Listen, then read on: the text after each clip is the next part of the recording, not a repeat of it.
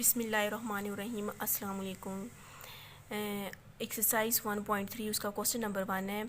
आपके पास ये question number 1, if A and B 2/3 matrix. आपके पास दो मैट्रिक्स हैं, उनका ऑर्डर क्या है 2/3, मतलब कि उसकी रोज़ 3 है और कॉलम कितने 3 हैं। और सी मैट्रिक्स है, सी एंड डी मैट्रिक्स है, उनके 2/2 है। ठीक है, 2/2 का मतलब 2 रोज़ हैं और 2 कॉलम है। आपके पास ये एक मैट्रिक्स है। Which of the following matrix operation are defined for those which are defined give the dimension of the resulting matrix. आपने ये बताना है कि हमारे पास सिर्फ यहाँ पर मैट्रिक्स गिवन है, उनका ये बताना है क्या ए प्लस बी आपस में पॉसिबल हैं कि ऐड हो सकते हैं कि नहीं।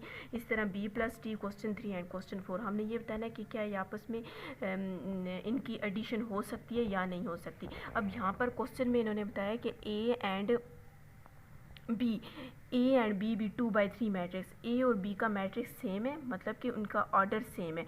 सी एंड डी का ऑर्डर की आपस में सेम है। 2² का मतलब है कि 2/2 है, 2 रोज़ हैं एंड 2 कॉलम है। इसके अब क्वेश्चन नंबर 1 है, आपने याद रखना है कि एडिशन में हमेशा हमारे पास क्या होता है कि ऑर्डर जब सेम होगा तो तभी उनकी एडिशन पॉसिबल होगी, नहीं तो उनकी एडिशन पॉसिबल नहीं हो सकती। अब अगर फॉर एग्जांपल ए का ऑर्डर 2/2 का तो बी का भी 2/2, इसकी एडिशन पॉसिबल है, वरना ये पॉसिबल नहीं है। अब ए एंड बी का क्या है 2/3 है, तो आपके पास ए एंड बी का एडिशन क्या होगा पॉसिबल होगा।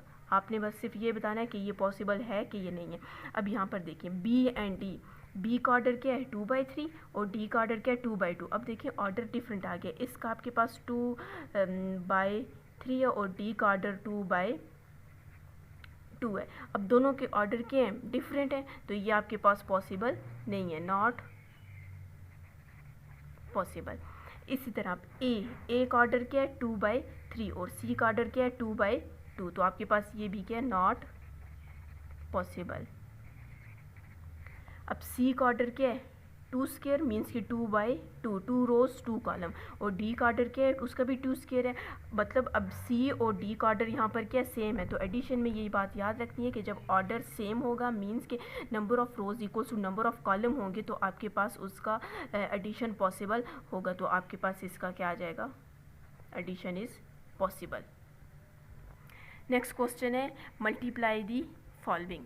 आपके पास multiply the following A is equals to 1 2 3। आपके पास एक मैट्रिक्स गिवन है, उसको कह रहे हैं कि आपने 2 से मल्टीप्लाई करना है। ए इज इक्वल्स टू 1 2 3। किससे मल्टीप्लाई 2 से मल्टीप्लाई करना है, तो आपने 2 को साथ में लिख देना है। 2 से मल्टीप्लाई करना है, बाई 2 है, 2 से मल्टीप्लाई ए उसी तरह। अब ये जो 2 है इसको अंदर वाली वैल्यूज़ के साथ क्या कर देंगे मल्टीप्लाई कर देंगे। 2 1 इज़ 2, 2 2 ज़ार 4, 2 3 ज़ार 6। तो आपके पास ये क्या आ जाएगा, आंसर आ जाएगा।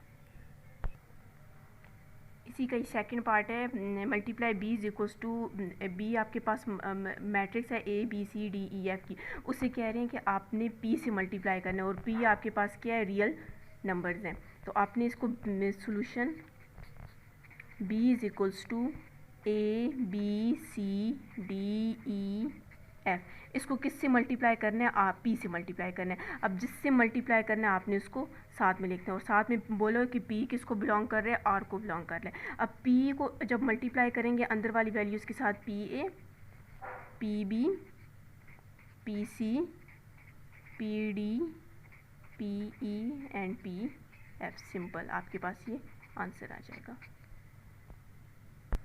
नेक्स्ट क्वेश्चन है find a matrix X such that 4x is equals to this. आपके पास ये 4x गिवन है, एक मैट्रिक्स है, इसको 4x की इसकी इक्वल किया हुआ है। आपने यहाँ से क्या फाइंड करना है, x की वैल्यू फाइंड करनी है। मत मीन्स कि ये जो 4 है इसको 7 से ख़त्म करना है, तो आपके पास क्या वैल्यू फाइंड हो जाएगी, x की वैल्यू फाइंड हो जाएगी। हम क्या करते हैं x है, अब ये 4 और x आपस में क्या हो रहे हैं मल्टीप्लाई हो रहे हैं, तो कोई भी वैल्यू इक्वल टू के इस साइड पर मल्टीप्लाई हो रही हो तो दूसरी साइड जाके क्या हो जाती है डिवाइड हो जाती है। अब 4 को हमने क्या करना है डिवाइड कर देना है, तो डिवाइड आपने इस तरह करना है 1 डिवाइडेड बाई 4। अंदर वाली वैल्यूज़ जो अंदर वाला ये जो मैट्रिक्स है इसको सेम उसी तरह ही आपने लिख देना है x इज इक्वल्स टू।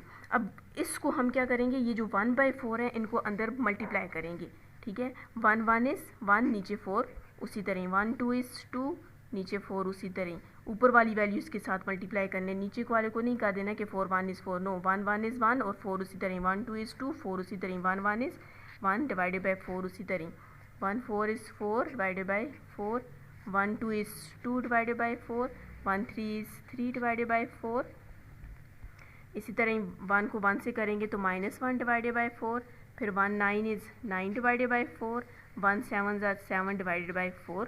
तो आपके पास ये एक मैट्रिक्स बन जाएगी। अब यहाँ से जो कटिंग हो रही होगी हम उसकी कटिंग करेंगे। ये कटिंग नहीं हो रहा, ये हो रहा है 2 1 is 2, 2 2 are 4, इसका भी नहीं हो रहा। 4 1 is 4, 4 1 is 4, 2 1 is 2, 2 2 are 4, ये भी नहीं हो रहा और कटिंग नहीं हो रही।